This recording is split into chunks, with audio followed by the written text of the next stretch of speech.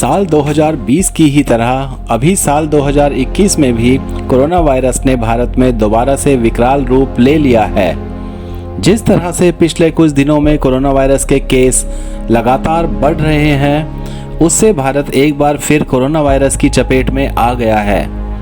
भारत में इस समय आई कोरोना वायरस की ये दूसरी लहर कई मायनों में साल 2020 में आई पहली लहर से ज़्यादा खतरनाक नज़र आ रही है। इस वीडियो में हम जानने की कोशिश करेंगे कि कोरोना वायरस की ये दूसरी लहर किस तरह से पहली लहर से अलग है और उससे ज़्यादा खतरनाक क्यों है।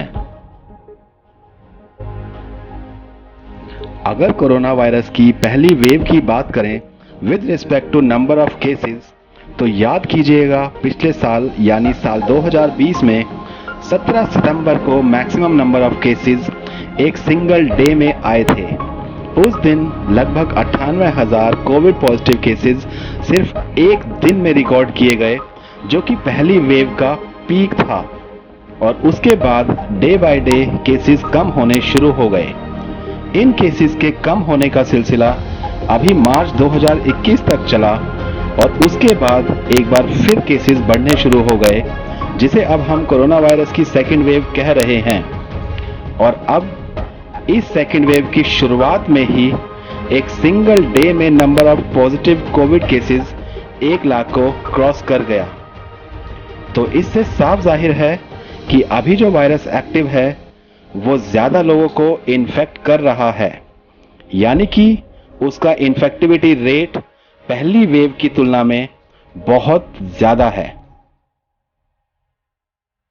इन्फेक्टिविटी रेट के बाद अगर हम पहली कोरोना वेव और दूसरी कोरोना वेव की स्पीड ऑफ इन्फेक्शन को कंपेयर करें तो साफ देख पाएंगे कि अभी जो वायरस एक्टिव है उसकी इन्फेक्शन को फैलाने की स्पीड पहली वेव से जस्ट डबल है। अगर आंकड़ों की बात करें तो पिछले साल 8,000 केसेस से 98,000 केसेस पर डे तक पहुंचने में लगभग 100 दिन लगे थे। वहीं अगर अब की बात करें तो यही 8,000 केसेस से 1 लाख केसेस पर डे तक पहुंचने में सिर्फ 50 दिन ही लगे। तो इससे साफ जाहिर है कि अब जो वायरस एक्टिव है वो ना सिर्फ ज्यादा लोगों को इन्फेक्ट कर रहा है बल्कि ज्यादा जल्दी भी फैल रहा है। अगर कोरोना वायरस से मरने वाले लोगों की बात करें तो जहां पहली वेव के दौरान जब नंबर ऑफ केसेस का पीक था, यानी वो दिन जिस दिन सबसे ज्यादा केसेस आए थे, उस दिन नंबर ऑफ डेथ्स लगभग 1200 थी। वहीं अगर सेकेंड वेव की बात करें तो एक दिन में जो अभी तक रिकॉर्ड नंबर ऑफ डेथ्स हैं वो 1000 के आसपास हैं, जबकि अभी सेकेंड वेव की सिर्फ शुरुआत भर ही है। तो सोचिएगा कि जब सेकेंड वेव का पीक आएगा तो ये आंकड़ा क्या होगा।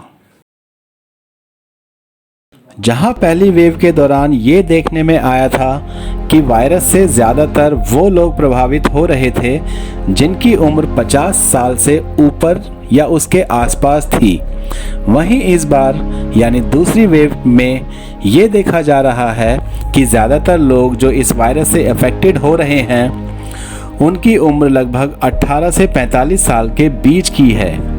यानी अब जो वायरस एक्टिव है वो यंग लोगों को ज़्यादा इफ़ेक्ट कर रहा है। इसके साथ साथ ये भी देखने में आ रहा है कि जहां पहली वेव के दौरान 50 साल से ज़्यादा उम्र के लोगों को कॉम्प्लिकेशंस डेवलप हो रहे थे, वहीं इस बार कम उम्र के लोगों को भी आईसीयू में शिफ्ट करने की ज़्यादा ज़रूरत पड़ रही है। तो यहाँ मैं यंगस्टर्स से खास रिक्वेस्ट करूँगा कि वो ज़रा भी लापरवाही ना बरतें और अपने आप को कोरोना वायरस से बचाने की हर संभव कोशिश करें। तो ऊपर दी गई कंपैरिजन से ये साफ जाहिर होता है कि कोरोना वायरस का ये नया स्ट्रेन ना ही सिर्फ ज़्यादा लोगों को अपना शिकार बना रहा है, वहीं ये ज़्यादा स्पीड से भी फैल रहा है। साथ ही साथ इसका मॉर्टेलिटी रेट भी पहले की तुलना में अधिक हो सकता है और ये नया स्ट्रेन छोटी और कम उम्र के लोगों को भी प्रभावित कर रहा है।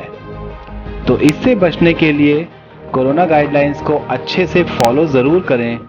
हमेशा मास्क पहनें, लोगों से मिनिमम 2 गज की दूरी बनाकर रखें, सोशल, रिलीजियस और मोस्ट इम्पॉर्टेंटली पॉलिटिकल गैदरिंग को बिल्कुल अवॉइड करें।